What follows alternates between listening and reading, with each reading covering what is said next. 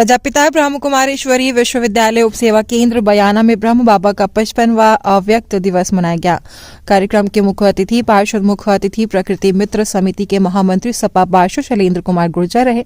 विशिष्ट अतिथि पार्षद सुधा बंसल रही। अतिथियों ने ब्रह्म बाबा के चित्र पर पुष्पांजलि अर्पित की। मुख्य अतिथि शैलेंद्र कुमार ने कहा कि अगर हम सब ब्रह्म बाबा के पद चिन्हों पर चले और इनकी विशेषताएं अपने जीवन में धारण करें। उन्होंने कहा कि विचारों में सकारात्मकता होनी चाहिए तो जीवन में सफलता आना सुनिश्चित है। विशिष्ट अतिथि सुधा बंसल ने ब्रह्म बाबा के आदर्शों पर चलने का संकल्प दिलाया। सेवा केंद्र प्रभारी कमलेश बहन ने कहा कि बाबा ने संपूर्णता को प्राप्त किया। ब्रह्म बाबा निराकारी और निर्विकारी बने। टीकम भाई ने बाबा की विशेषताओं पर प्रकाश डालते हुए कहा कि बाबा ने यज्ञ की स्थापना की और स्वयं यज्ञ पिता बनकर रहे। साक्षी बहन ने कहा ब्रह्म बाबा कर्मयोगी थे, कर्म करते हुए योग करते थे। ममता बहन ने कहा कि अगर हम बाबा की कुछ विशेषताओं को अपने जीवन में धारण कर ले तो हमारा भी जीवन सुखमय हो सकता है। विजय बहन ने बाबा की स्मृति गीत अब्बू का तीरथ तुमको पुकारे आजा, ब्रह्म बाबा हमारे आना ही होगा। विजय बहन ने बाबा का स्मृति गीत अब्बू का तीरथ तुमको पुकारे आ जाओ, ब्रह्म बाबा हमारे आना ही होगा सुनाया। कार्यक्रम का मंच संचालन संजीव भाई ने किया। जबकि वो आत्मा भी इसी संसार की रहने वाली थी, अपने परिवार में रहने वाली थी। जिस प्रकार हम सभी अपने परिवार में रह रहे हैं, तो इसी प्रकार बाबा लौकिक में भी रहते हुए बाबा का जीवन बहुत मूल्यवान था। अनेक आत्माएं उससे जब भी प्रेरणाएं लेती थी कि बाबा का जीवन कितना अच्छा है, क्योंकि बाबा ने भक्ति भी बहुत की थी, भक्ति भी बहुत श्रद्धा पूर्वक की। जैसे कहते हैं भक्ति का उनका टाइम होता था, तो उनसे कोई भी मिलने आता था तो उस टाइम को कभी भी किसी और को नहीं देते थे। वो भक्ति का टाइम है तो भक्ति ही करना है, उसमें किसी अन्य व्यक्ति से उनको मिलना नहीं होता था। जिस समय का उनको ज्ञान था, महत्व था, उस समय उसी समय को महत्व देते थे। तो इसी प्रकार बाबा ने अपने जीवन में 12 गुरु किए थे और 12 गुरुओं की उन्होंने आज्ञा भी मानी। एक बार बाबा के घर में उनकी नाती का नामकरण हो रहा था, तो उसमें बाबा के गुरु को उनकी आवश्यकता पड़ी। तो गुरुजी का तार आया कि आपको अभी आना है, और जबकि बाबा के परिवार में उस समय सभी आए हुए थे, मतलब राजाएं महाराजाएं भी आए हुए थे।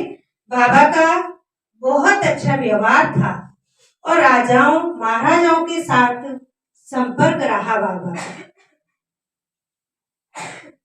तो राजाएं भी आए हुए थे।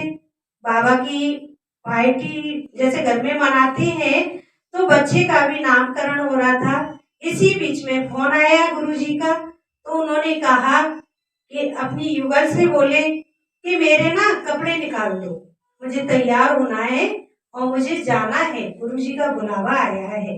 तो उन्होंने कहा कि आप पार्टी छोड़कर कैसे जा सकते हैं, मेहमान घर में आए हुए हैं, तो मेहमानों को छोड़कर आप नहीं जा सकते। तो उन्होंने कहा कि गुरु का बुलावा माना काल का बुलावा, अभी काल आ जाए तो क्या मैं मना कर दूंगा, तो मुझे जाना ही होगा। तो बाबा ने ये नहीं कि मना कर दिया और रुक गए, लेकिन बाबा ने उनकी आज्ञा मानी। इतने आज्ञाकारी, सभी आज्ञाओं को मानते थे और गुरुओं का बहुत सम्मान करते थे, और अपने बच्चों को भी उन्होंने बहुत प्यार से पाला था। उन्होंने कभी बाबा ने अज्ञानी में, जैसे लौकिकता में भी बाबा ने कभी क्रोध नहीं किया, कभी कभी किसी पर गुस्सा नहीं किया। एक जब बाबा